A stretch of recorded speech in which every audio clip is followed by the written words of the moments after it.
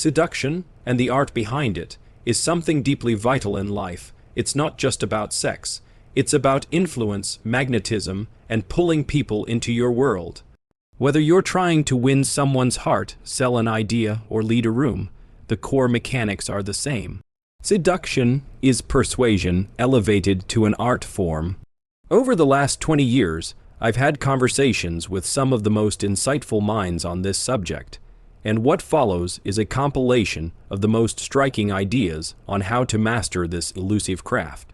If this spoke to something in you, don't let it fade. Revisit these ideas, apply them, study yourself, study others. Start seeing seduction not as a trick, but as a daily practice in presence, emotion, and power. And if you're ready to go deeper into mastering this craft, follow, subscribe, share this with someone who needs to hear it.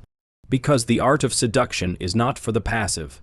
It's for the bold, the awake, the ones willing to learn the language few dare to speak. Your transformation begins the moment you decide to own your influence. So take the first step. Seduce the world, not with force, but with presence.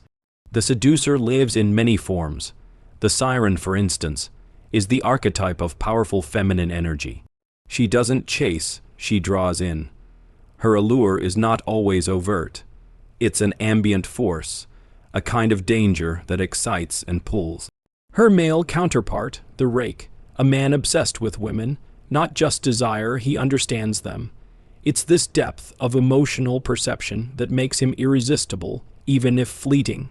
Then there's the dandy, someone who blurs gender norms, mixing masculine and feminine energies into a cocktail of unpredictable charm. The natural seduces by being raw and real, unfiltered and boyish, with a certain innocence that's difficult to resist. The coquette plays hot and cold, distant, teasing, and always just out of reach. You chase because you have to. Then there's the star, male or female, someone who's elevated by our fantasies. They remain at a distance, letting you fill in the blanks. You see what you want to see, and the charismatic someone who glows from within. It's not just confidence, it's presence.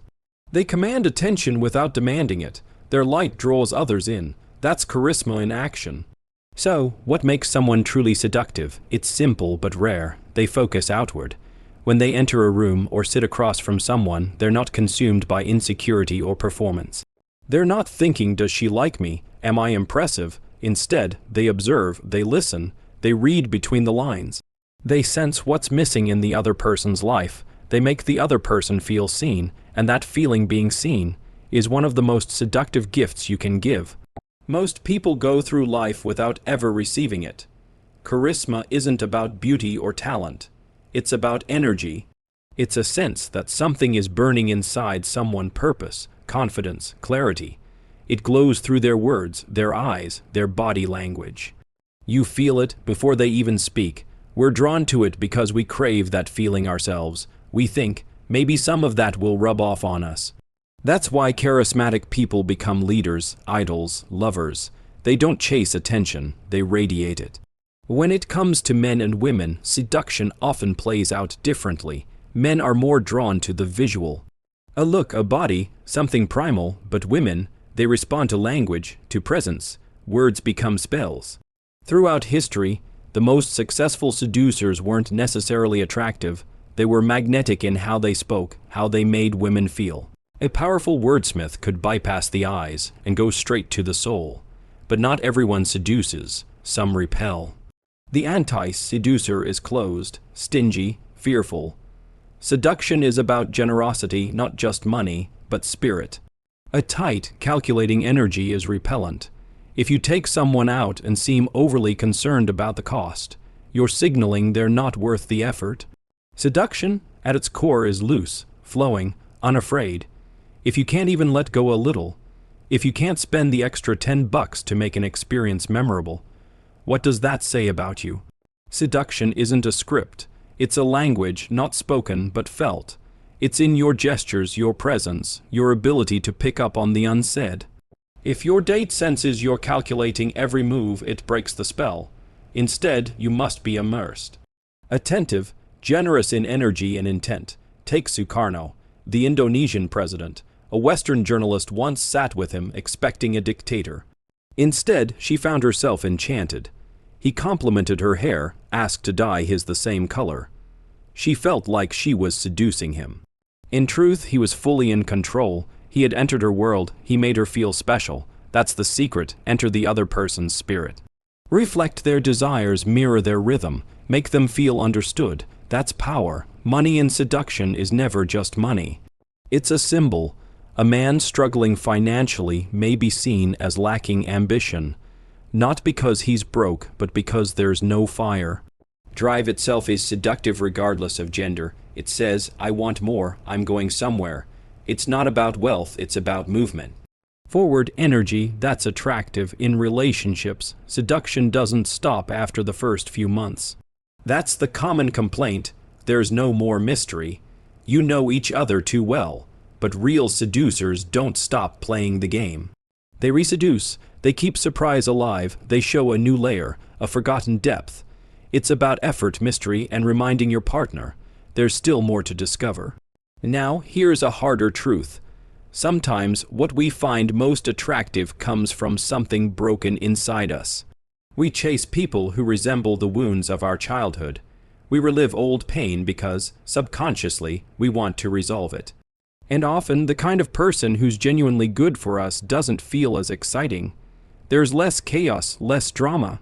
But seduction isn't just about intensity. It's about awareness. Know what's driving your attraction. Is it healthy, or is it familiar pain in disguise?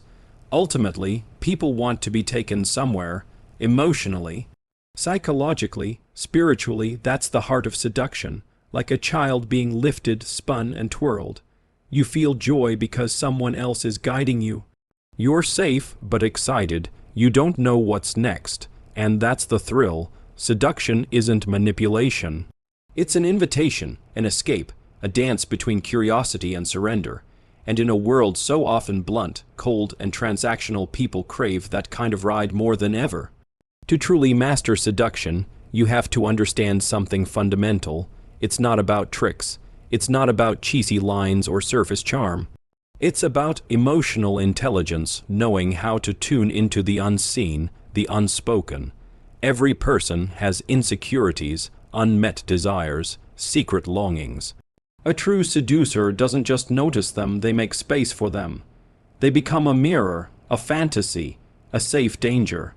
And yet this art isn't about deception, it's about heightening reality. When someone is around you, you make them feel more alive. You help them escape the monotony, the sameness of life. You create contrast light where there was dullness, drama where there was routine.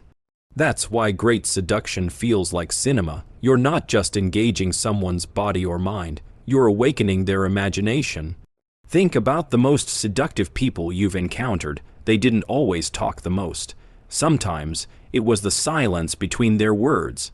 The way they held eye contact, the way they made you feel like you were the only person in the room.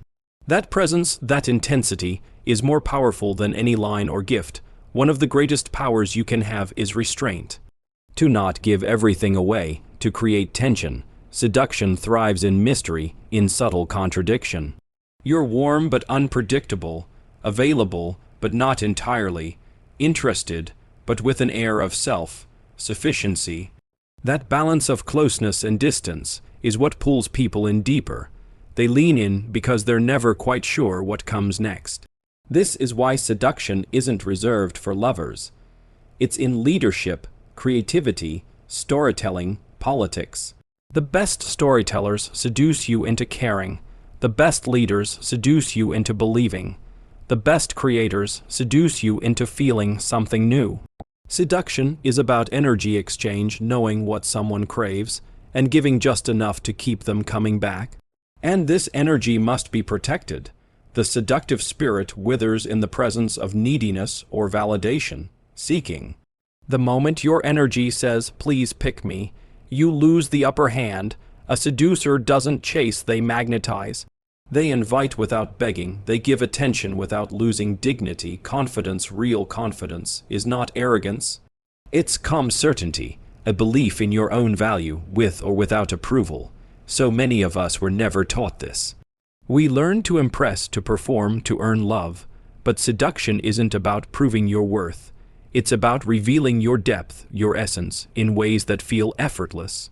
You don't try to be interesting, you are interesting, because you live with intention. You observe, you care.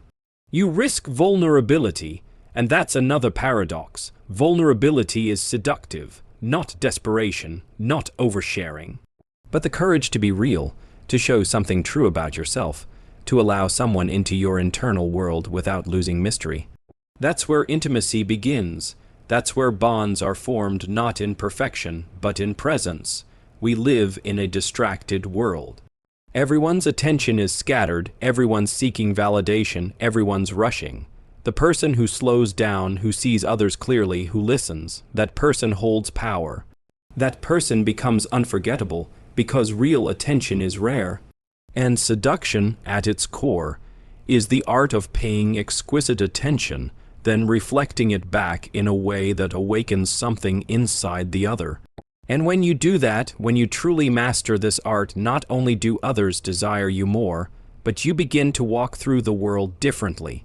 With more poise, more presence, more magnetism, because now you understand the secret.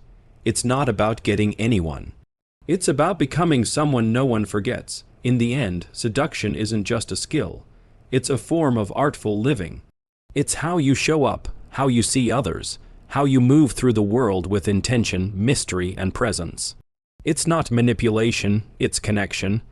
It's creating moments that linger, conversations that echo, feelings that stay long after you've left the room.